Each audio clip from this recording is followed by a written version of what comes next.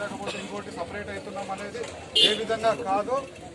కేవలం మా దగ్గర తిరిగే ప్రతి ఒక్క నాయకులను, కష్టపడిన కార్యకర్తల్ని అవమానపరుస్తూ ఉన్నారనే ఇదితో దాదాపుగా 2 సంవత్సరాలు వేచి చూసినాము. కనీసం మారుతారు, కనీసం ఏదో ఒకటి ఆలోచన చేసి ముందరకు వచ్చి మాట్లాడతారు అన్న ఆలోచన చేసినాము.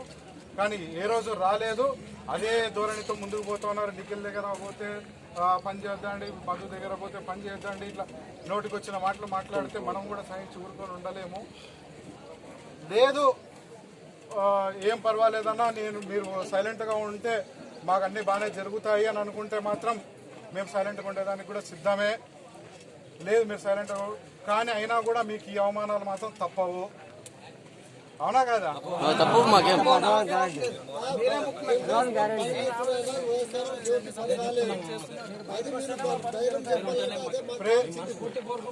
ప్రతి ఒక్కరు మనమే ఇది ఏదో ఆఫీస్ పెట్టి కార్యాలయం పెట్టిండేది ఏదో సపరేట్ గా మనం ఏదో ఇది చేయాలని చెప్పేసి కాదు. లేకపోతే ఈ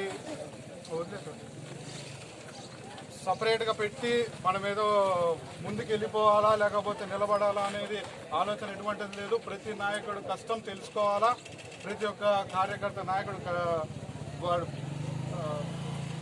పార్టీ పెట్టిన రోజు నుంచి ఏ విధంగా కష్టపడినాడో ప్రతి ఒక్కరు చూసినాము. అటువంటి వాడు ఇప్పుడు నా దగ్గరికి వస్తూ ఉంటాడు. ఈ పని చేసి పెట్టు, ఆ పని చేసి పెట్టు అంటే చేస్తాము. వాడు నా దగ్గరికి వస్తాడు, పని చేసినందుకు వస్తూ ఉంటాడు. సో వాడి తప్పు ఏం లేదు కదా. నువ్వు వాళ్ళ దగ్గర పోతున్నావు, నేను పని చేయను అని అంటే ఎట్లయితుంది? తప్పు కదా. ఇక్కడ ఉన్న ప్రతి ఒక్కరు నష్టపోయిన వాళ్ళే. ఇక్కడికి వచ్చిన ప్రతి ఒక్కరు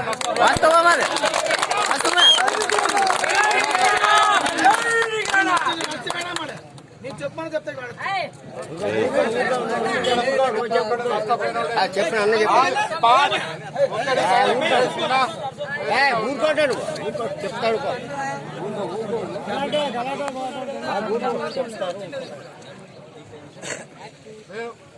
ఎక్కువ విమర్శించదలుచుకోలేదు. మనం పార్టీ కోసం పనిచేస్తాం, ముందుకు పోతాం అంటే ఒకటే ఒక మాట చెప్పి ముగించాలనుకుంటున్నాను.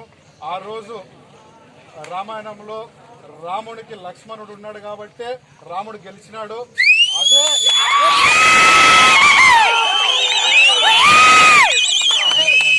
తమ్ముళ్ళని దూరం చేసుకున్నాడు కాబట్టి, పోగొట్టుకున్నాడు కాబట్టి గెలిచలేకపోయినాడు. రావణుడు కూడా ఏమి అతి శక్తివంతుడే, భక్తుడే, అయినా కానీ ఎందుకు ఓడిపోయినాడు అనేది ప్రశ్న వేసుకోవాలము. ఇక్కడ ఒకటే నాయకత్వం, మనం అందరిది ఒకటే, జగన్మోహన్ రెడ్డి. జై జగన్ అంతే, మనకు వేరేది ఏమీ వద్దు. జగన్మోహన్ రెడ్డి. మనం కష్టపడదాం, ముందుకు పోదాం. పార్టీ గుర్తిస్తుంది, ప్రతి ఒక్కరిని గుర్తిస్తుంది. ఖచ్చితంగా ముందుకు పోదాం. అదేవిధంగా